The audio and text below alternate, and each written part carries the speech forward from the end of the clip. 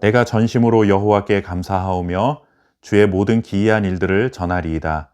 내가 주를 기뻐하고 즐거워하며 지존하신 주의 이름을 찬송하리니 내 원수들이 물러갈 때에 주 앞에서 넘어져 망함이니이다. 주께서 나의 의와 송사를 변호하셨으며 보좌에 앉으사 의롭게 심판하셨나이다. 아멘. 여러분, 자랑하고 싶은 것이나 자랑하고 싶은 사람이 있으신가요? 우리의 삶에 이렇게 자랑거리가 생기면 다른 사람에게 그 말을 막 전하고 싶습니다. 오늘은 말씀을 통해서 우리의 감사의 제목이 되시고 그리고 자랑거리가 되시는 하나님에 대해서 잠시 묵상해 보겠습니다.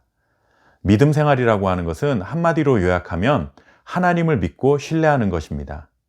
그런데 여기에는 하나님이 어떤 분이신지를 아는 것, 그리고 그 아는 하나님을 우리가 그대로 인정하는 것을 포함합니다. 또한 하나님께서, 그리고 하나님께서 행하신 일들에 대해서 감사하는 것이 믿음의 삶이고, 또 하나님을, 그리고 그가 하신 일을 자랑하는 것이 곧 믿음의 생활입니다.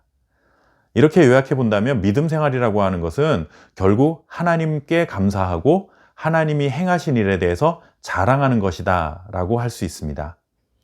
하나님께 감사하고 자랑해야 될 이유는 정말 많이 있습니다. 우리를 창조하시고 우리를 죄에서 구원하시고 우리의 기도를 들어주시고 또 우리의 부족함들을 채워주시고 또 우리의 연약함들을 회복시키시는 등 여러 가지 이유들이 있습니다. 그런데 이런 많은 이유들 중에서 오늘 시편 9편은 특별히 다윗이 의로우신 재판장을 자랑하고 감사하고 있습니다. 이미 우리는 시편 7편에서 의로우신 재판장이라는 주제로 말씀을 잠시 나누었습니다. 지금 화면에 나오는 그 제목을 클릭하시면 그 영상을 참고하실 수 있습니다. 그런데 시편 7편에서는 우리의 억울함을 두고 보지 않으시고 반드시 해결해 주시는 하나님, 그런 의미에서 재판장이신 하나님을 묘사했다면 시편 9편은 이방인과의 전쟁에서 승리케 하신 그 하나님을 두고 의로우신 재판장으로 묘사하고 있습니다. 다윗은 이방인과의 전쟁에서 승리케 하신 하나님께 감사하고 그리고 그 전쟁 가운데서 행하신 모든 일들을 다른 사람들에게 내가 낱낱이 자랑하겠다라고 고백합니다. 우리도 전쟁에서 승리케 하신 하나님께 감사하고 하나님을 자랑하는 삶을 살아가야 합니다. 그런데 한 가지 의문이 남죠. 나는 전쟁을 한 적이 없는데 무엇을 가지고 하나님께 감사하고 자랑해야 되지? 라는 의문이 남습니다. 그런데 우리가 살아가는 삶의 모든 순간이 영적 전쟁입니다. 하나님은 이 영적 전쟁 가운데 우리를 승리케 하시는 분이십니다. 사단은 우리를 유혹하는 존재입니다. 하나님이 없는, 그리고 하나님을 인정하지 않는 세상을 따라가도록 우리를 날마다 유혹합니다. 그것이 마치 세상에서 진정한 승리의 길인 것처럼 우리를 속이는 거죠. 그래서 성경은 사단을 속이는 영이다 라고 말합니다. 여기서 우리가 한 가지 기억해야 되는 것은 사단이 엄청난 능력과 힘을 가지고 우리를 죄의 길로 막 목줄을 잡고 끌고 가듯이 우리는 어쩔 수 없이 끌려간다 라고 하는 그런 의미가 아닙니다. 사단은 이미 예수 그리스도의 십자가와 부활로 말미암아 패배한 존재입니다. 그런데 여전히 자신이 세상을 주관하는 주관자인 양 그런 힘이 있는 것처럼 우리의 마음을 속이고 우리의 생각을 속이는 거죠.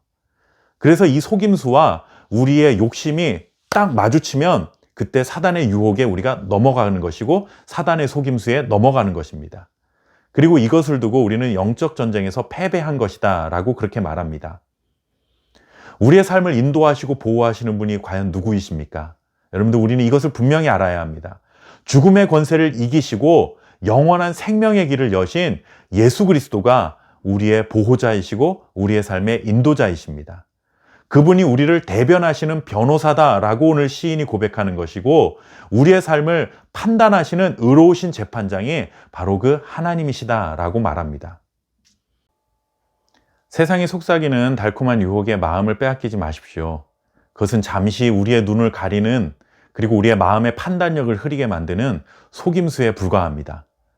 우리의 삶을 보호하시고 인도하시는 그 하나님을 인정하고 하나님께 감사하고 그리고 또 그가 행하신 모든 일들을 자랑하며 살아갈 수 있도록 우리는 끝까지 믿음의 길을 가야 할 줄 믿습니다.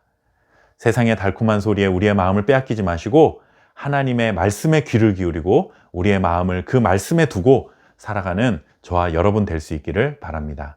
감사합니다.